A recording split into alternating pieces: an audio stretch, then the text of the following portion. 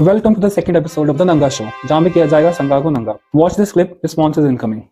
आज की सरकार है बीजेपी। आज हिंदू फिरका, कोई भी हिंदू फिरका खुश ना हो, वो अयोध्या के राम मंदिर में जाके बैठ जाए हथियार लेकर। अयोध्या में बैंक रॉबरीज हो, सारे हिंदुस्तान में वो बम फटाएं। अयोध्या के राम मंदिर के अंदर एक बलजीत कुमारी का जो है उसका रेप भी हो, टॉर्चर भी हो, मर्डर भी हो। यूपी की जो पुलिस है उसका डीआईजी को अंदर मारा जाए, 10 बीएसएफ के जवानों को लेकर अंदर जाके मारा जाए, उनके हथियार छीने जाए। क्या आज के समय की बीजेपी की चलो हिंदुत्ववादी सरकार राम मंदिर के ऊपर अटैक करेगी लिबरेट करने के लिए, नहीं करेगी? योगी नहीं छोड़ेगा। मोदी तक तो दिल्ली दूर की बात है। आपने तो बहुत ही बढ़िया आंसर दिया सर। सबसे पहले तो I am not an anti Hindu, I am very pro Hindu Sikh brotherhood. But क्योंकि इस वीडियो में इसने हिंदुओं का एग्जांपल लेके सिखों पर सवाल उठाया है, तो अनफॉर्चुनेटली हमें अपने हिंदू भाई के प्रिविलेजेस पर भी सवाल खड़ा करना पड़ेगा। क्यों करते हो यार ऐसे? क्यों लेते हो उल्टा तीर अपने ऊपर? क्यों मेरे जैसे लोगों को मजबूर करते हो रिस्पॉन्स कराने के लिए? आगे बढ़ते हैं। इसे कहते हैं एकदम चड्डी गैंग लेवल का propaganda, fresh from WhatsApp group of चड्डी गैंग। ये एक्चुअली सवाल नहीं पूछ रहा है, इतनी बड़ी कॉम्प्लेक्स हिस्ट्री को 4 लाइंस में ओवर सिंप्लीफाई करके उसको इतना अनसीरियस कर रहा है ताकि सुनने वाले को लगे ले इतनी सी बात में सिखों ने इतना कुछ कर दिया। शब्दों को सुनो ध्यान से। अगर हिंदू खुश ना हो, ये फेक सिख पंजाबी हिंदू कहना चाह रहा है कि सिखों ने बंदूक उठाई क्योंकि वो बस खुश नहीं थे।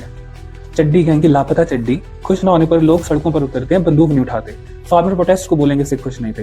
उत्तराखंड में सरदार जी के 12 बजे वाले जोक को बोलेंगे सिख खुश नहीं थे। बॉलीवुड में सिखों को 50 साल से बस जोकर दिखाया जा रहा है, उसको बोलेंगे सिख खुश नहीं थे। नानक शाह फकीर में एक इंसान पर गुरु नानक के रोल करने पर सिख खुश नहीं थे और वो सड़कों पर आए थे, बंदूक नहीं उठा ली थी उसने गधे। 1984 में सिख उदास नहीं अपना अस्तित्व बचा रहे थे भड़वे। 1984 में सिख अपनी नस्लें बचा रहे थे, जीनोसाइड कहते हैं उसे, जीनोसाइड, गूगल कर ले मीनिंग। उसको ये भड़वा इतना डाउन प्ले कर रहा है बोलकर कि अगर हिंदू सिर्फ खुश ना होने पर राम मंदिर के अंदर बंदूक लेके पहुंच जाए तो सरकार क्या करेगी? खैर, मैनिपुलेट करना है तो चालाकी तो करनी पड़ेगी। इसका लॉजिक अगर लगाया जाए तो हम ये भी कह सकते हैं कि बस खुश ना होने पर बांग्लादेश के हिंदू बांग्लादेश की सरकार के इतना खिलाफ हो गए और योगी जी बस हिंदुओं के खुश ना होने पर इतना बोल रहे हैं कि हिंदू खतरे में है। बांग्लादेशी हिंदूज के लिए आज सेव हिंदूज की प्रोटेस्ट चल रही है। हर एक न्यूज चैनल एक हिंदू जिसको मारा जा रहा है उसे रोज के रोज प्रिंट कर रहा है। कभी 50,000 सिख नौजवान जो मार दिए थे 1984 में, उनके लिए ऐसा प्रोटेस्ट हुआ है। उनकी बारी इंडिया का मीडिया क्या छाप रहा था? 50,000 कुछ छोटा नंबर नहीं होता for a minority which is only 1.6%। उल्टा उनके लिए जो लड़े उन्हें मिलिटेंट बोल के पल्ला झाड़ लिया था। बांग्लादेश की सरकार इसे प्रोपेगेंडा बोल रही है, जैसे इंडिया की सरकार उसको प्रोपेगेंडा बोल रही थी, जैसे ये गधे इसको प्रोपेगेंडा बोल रहे हैं। सोच के देखो, क्या हम बोलेंगे कि कश्मीर में हिंदू बस खुश नहीं थे 1990 में इसलिए वो छोड़कर आ गए और कुछ तो हुआ ही नहीं वहां पे? इस तरह से भड़वे आपके दिमाग में बातें प्लांट करते हैं जो आपको अपने ही घाव को घाव ही नहीं मानने देती। सबसे पहले बांग्लादेशी और कश्मीरी हिंदुओं के लिए चड्डी गैंग वाला कभी नहीं बोलेगा कि वो खुश नहीं थे वहां इसलिए इतना अगेंस्ट हैं। ऐसे ये लोग आपको आपकी हिस्ट्री व्हाइट वॉश करके बताएंगे और आपके लिए डिफरेंट वे होगा देखने का चीजें, अपने लिए डिफरेंट। दूसरी बात, इन चड्डी गैंग वालों को इमेजिनरी सिनेरियोस बहुत पसंद है क्योंकि इन्हें इमेजिनरी सिनेरियोस चाहिए वो आर्गुमेंट आपको प्रेजेंट करने के लिए जिसका रियलिटी से कोई लेना देना ही नहीं है। आपको एक इमेजिनरी हाइपोथेटिकल सर्कमस्टांस पर अपनी ही रियलिटी को जज करना सिखा देते हैं लोग। अपने इमेजिनरी सिनेरियो में ये कुछ ऐसा करेंगे जो इनका रियल प्रोपेगेंडा के साथ जाएगा और आपको बोलेंगे आप गलत हो क्योंकि आपने वैसा नहीं किया और आप मैनिपुलेट हो जाओगे। बट रिमेंबर, इनका सिनेरियो इमेजिनरी है। एक आदमी जो बोले अगर मेरी माँ भी मर जाए तो भी मैं सच का साथ नहीं छोड़ूंगा, और इससे दूसरा जिसकी माँ एक्चुअली में मर रही हो वो क्या करेगा? इसमें जमीन आसमान का फर्क है।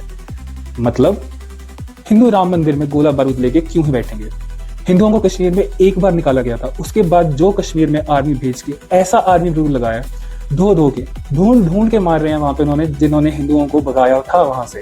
आज तक आर्मी है वहां पर। कश्मीरी पंडितों को वहां से निकालने के बाद 1990 में कश्मीर में अफसवा लगा दिया था, तो हिंदू राम मंदिर में गोली लेके क्यों ही बैठेंगे? कभी सोचा इस बारे में? अगर इंडियन सरकार ने ढूंढ के उनको भी मारा होता जो सिखों को मार रहे थे तो उसे क्यों बंदूक उठाते?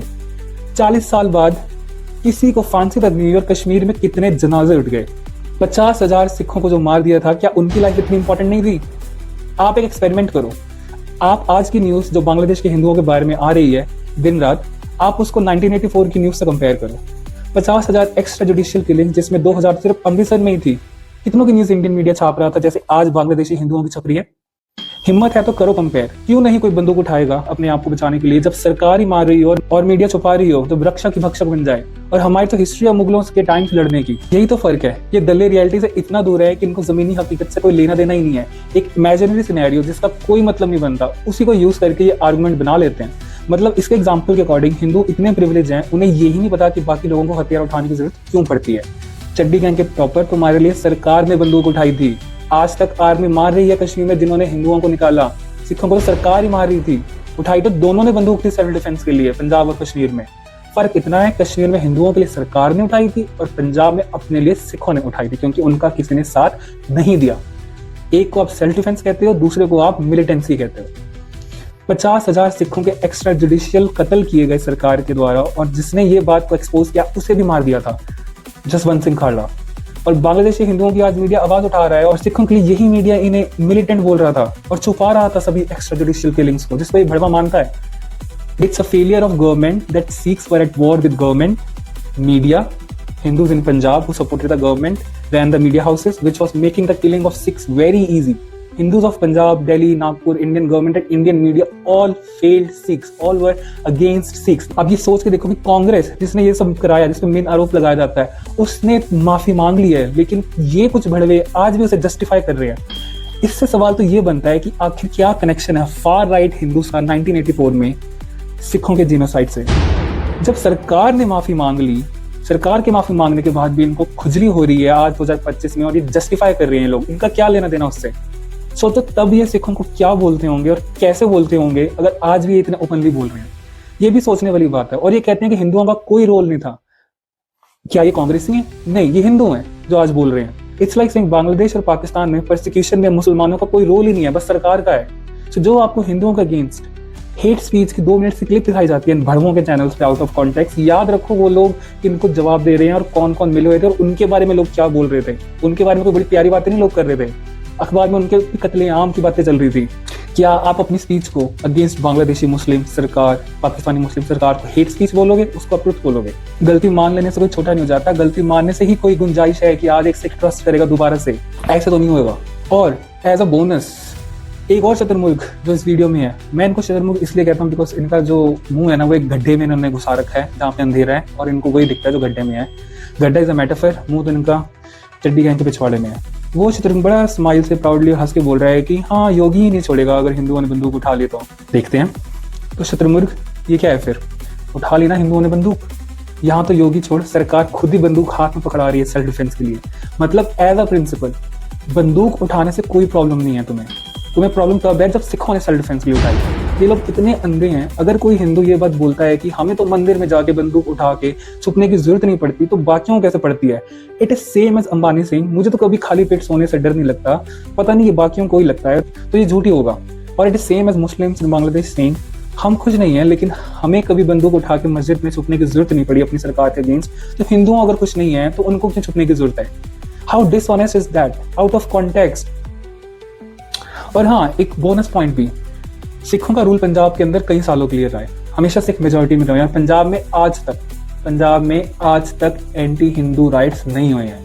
यहाँ तक कि जब महाराजा रंजीत सिंह का रूल था, जब सिख पंजाब के थ्रोन पर थे, उन्होंने हिंदुओं के मंदिर पर सोना चढ़ाया था, ठीक है। और जब 1984 में मल्टीपल राइट्स हुए थे सिखों अगेंस्ट, कत्लेआम हुआ था, तब भी पंजाब के सिखों ने पंजाब के हिंदुओं को कोई हाथ नहीं लगाया था, उनके अगेंस्ट कोई राइट्स नहीं किए थे जवाब देने के लिए। ये है पंजाब की कहानी। तो इसको सोच के देखो कि 1984 में अगर सिखों ने बंदूक उठाई है तो उनके अगेंस्ट क्या क्या हो रहा होगा। आर्मी में आज भी सिख सबसे ज्यादा है, वन ऑफ द मोस्ट है। और हाँ, ये वीडियो बस इन 4-5 नीच एंटी सिख स्ट्रीमर्स के रिस्पॉन्स में है। इस देश में आज मिनॉरिटीज हैं क्योंकि यहाँ 80% हिंदू हैं, सही बात है। कई हिंदुओं ने सिखों को बचाया भी था 1984 में। मेरे खुद के नाना जी को इनके हिंदू फ्रेंड ने बचाया था। लेकिन इसका मतलब ये नहीं है कि वो हिस्ट्री को व्हाइट वॉश करेगा और बोलेगा सिख ही गलत है। मैनिपुलेटिव टैक्टिक्स यूज करके कोई हिस्ट्री को व्हाइट वॉश करे तो उसको पॉइंट आउट करना हमारी जिम्मेवारी है। You can be an anti-Khalistani without whitewashing genocide in Punjab by teamwork of Indian government and Hindus of relevant time that made Sikhs start responding in the same manner. Of course, not all states, not all Hindus. यही कुछ main states में north India की। आप अपनी chronology को सही रखो events की। ये भड़वे आपको हिस्ट्री ऐसे टुकड़ों में बताएंगे जैसे पजल होती है, कहीं का पीस कहीं फिट करेंगे और फिर आपको बोलेंगे देखो पजल ही कितनी गलत है। आपका काम है इनके हाथ से पजल का पीस छीनना और सही जगह रखना और इनके मुंह पर पजल मारना। Do not give them a inch. इनको थोड़ी सी स्पेस भी मत दो। ये पहले भी ट्राई कर रहे थे, आज भी ट्राई कर रहे हैं कि किसी तरह ब्लेम सिखों पे डाल दें। It can not be both ways. अगर आप चाह रहे हो कि सिख आज सपोर्ट करें, खालिस्तान को ना सपोर्ट करें, तो आप ये नहीं कह सकते कि यार हमें तो 50,000 सिख मार दिए, मीडिया ने कभी रिपोर्ट नहीं किया, उसको छुपाया गया, पता नहीं क्या क्या हुआ, उसमें सिखों की गलती थी, हमारी कोई गलती नहीं है। Do not give them a inch. इनको ये मत दो, ये व्हाइट वॉश करने की कोशिश करेंगे। मेरे पास और भी बहुत अच्छी स्क्रिप्ट है, एक बार थोड़े यूज डिजाइन बाकी की वीडियो में बाद में बनाऊंगा। इस संगा को आगे करेंगे और भी नंगा। इसकी manipulative tactics, white washing of history, word semantics, सबको नंगा करेंगे। बने रहिए द नंगा शो में। चलो, सत श्री अकाल एंड जय हिंद।